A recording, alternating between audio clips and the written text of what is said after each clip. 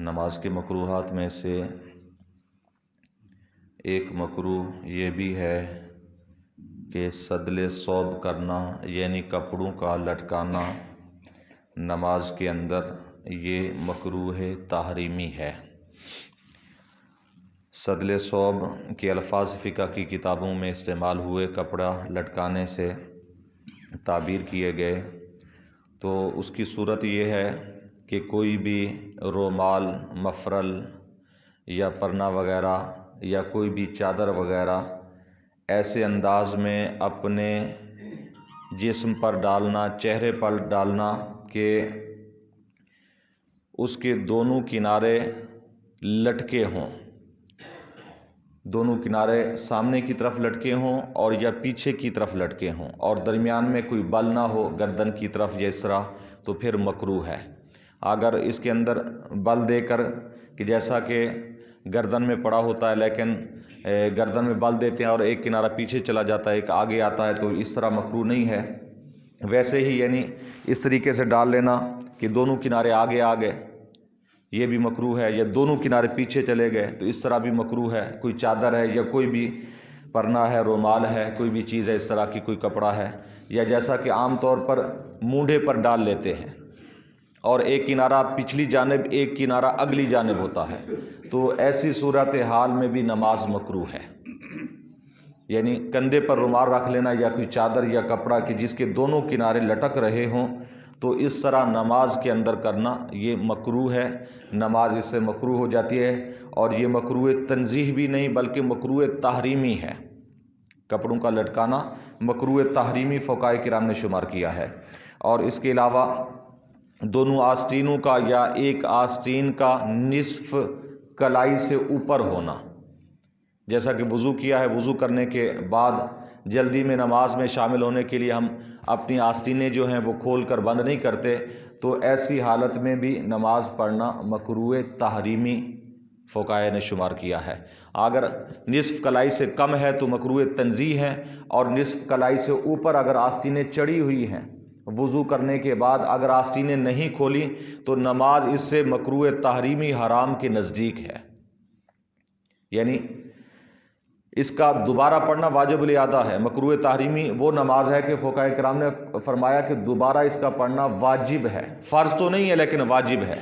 جب تک اس کا وقت موجود ہے۔ یعنی اتنی ثواب کے اندر اس کے کمی آ جاتی ہے، حرام کے قریب ہو جاتی ہے نماز، حرام ہوتی تو نہیں ہے لیکن حرام کے قریب تر پہنچ جاتی ہے، اس لیے مکروہ تحریمی سے کہا گیا ہے۔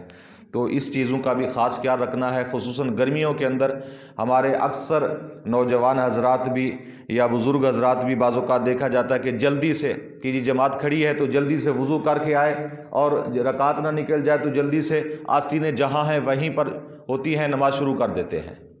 یا پھر نماز ہی کے اندر وہ سیدھی کر رہے ہوتے ہیں، تو نماز کے اندر بھی سیدھا کرنا اور پہلے اسی حالت میں نماز شروع کر دینا یہ مکروہ ہے۔ ہاں رکعت جاتی ہے چلی جائے کوئی حرج نہیں ہے، اگلی رکعت میں شامل ہو جائے، لیکن آستینیں کھولیں اور کھولنے کے بعد اس کے بٹن بند کر لیں۔ جو بہترین طریقہ ہے بٹن بند کرنے کے بعد آپ نماز کے اندر شامل ہوں، یہ صحیح طریقہ جو فقہاء کرام نے بیان فرمایا ہے۔ تو یہ نماز کے اندر یہ مکروہات ہیں، ان چیزوں کا ہمیں خاص خیال رکھنا چاہیے۔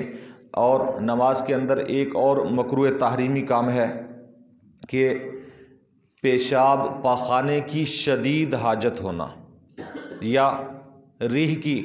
شدید حاجت ہو، یعنی ہوا خارج ہونے کی حاجت ہو لیکن ہم نے زبردستی وضو روکا ہوا ہے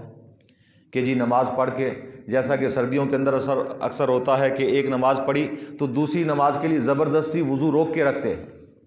تو زبردستی وضو روک کے رکھنا یہ مکروہ تحریمی ہے۔ یعنی جب کہ خیال اسی طرف بٹا رہے اور زبردستی روکا، یہ سب جانتے ہیں کہ وہ ریح کی وجہ ہو یا پیشاب پخانے کی حاجت ہو، شدید قسم کی حاجت ہو کہ اب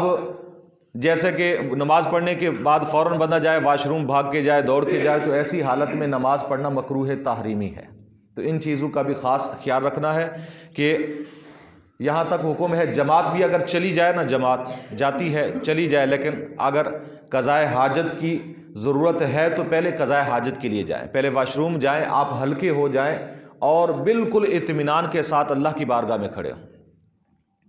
وضو تو روکا ہوا ہے لیکن اطمینان نہیں ہے اللہ تعالیٰ کی بارگاہ میں کھڑے ہونے کا، نماز پڑھنے کے اندر سکون نہیں ہے، اطمینان نہیں ہے، تو ایسی نماز مکروہ تحریمی ہے، حرام کے قریب ہے، حرام سے نزدیک ہے۔ فرض تو یعنی ادا ہو جائیں گے لیکن کراہت کے ساتھ، اور ثواب کے اندر بہت زیادہ اس کے اندر کمی ہو جائے گی۔ تو اس لیے فقہاء کرام نے فرمایا ایسی نماز اگر وقت موجود ہے پڑھ بھی لی لیکن بعد میں مسئلے کا پتہ چل گیا تو ایسی نماز کو دوبارہ پڑھ لینا چاہیے، یہ واجب ہے تاکہ آپ کی نماز کامل ہو جائے، مکمل نماز ہو اور نماز کے اندر کوئی کسی قسم کا خلل نہ آئے۔ تو ان چیزوں کو بالکل ذہن میں رکھنا چاہیے تاکہ ہمارے نمازوں جو ہیں وہ درست ہو سکیں۔ اللہ تعالیٰ کی بارگاہ میں دعا ہے کہ نبی کریم صلی اللہ علیہ وسلم کے وسیلہ سے ہم سب کو علم دین سیکھنے کی، سمجھنے کی، عمل کی توفیق عطا فرمائے۔ آمین بجاہ النبی الامین وما علیہ